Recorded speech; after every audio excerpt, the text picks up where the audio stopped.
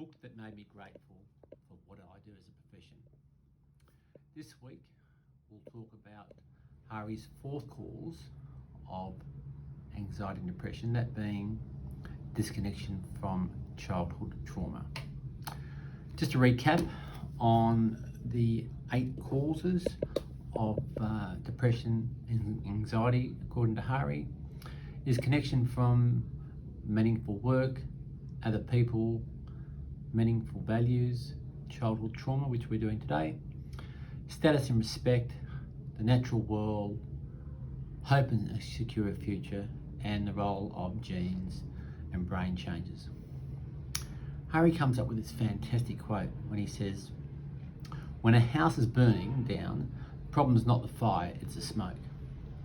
Now, the word trauma may be a bit strong in this context. However, what we experience in our childhood is often reflected in the way we behave as adults. Some people are brought up to believe that making money is some way evil, and thought of capitalism is not a good thing. They tend to sabotage any chance of getting ahead, and typically they do this by not being disciplined enough to forego today's consumption so that there'll be a wealthier tomorrow. You find that the skilled financial planner will be able to identify these wealth destructive beliefs and behaviours and manage the client through them. Now, at the start of COVID, the Australian share market dropped 35% from its peak. We had a client who was particularly concerned about losing all his money because as a child, he'd witnessed his parents go broke with their small business. And he asked me to liquidate his entire portfolio, which was worth around $1 million at that stage. Now, I'd known this client for a number of years, and there was no way that I was going to convince him otherwise.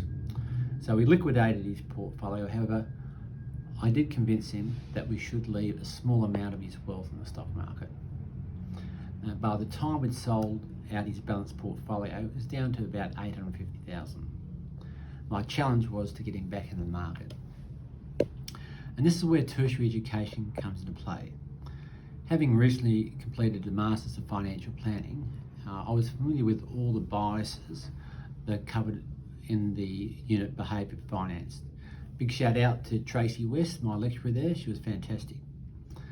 But by acknowledging and explaining the biases such as confirmation, control and conservatism, I managed to slowly persuade my client to get back at the market, and the outcome being nothing lost. While assisting our clients get over that their various biases, I believe childhood experiences come into the fore.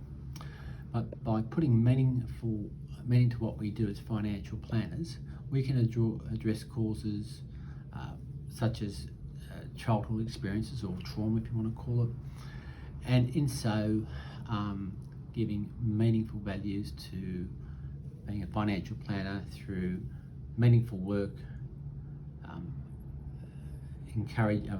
enhancing our status and respect, and of course providing a secure future.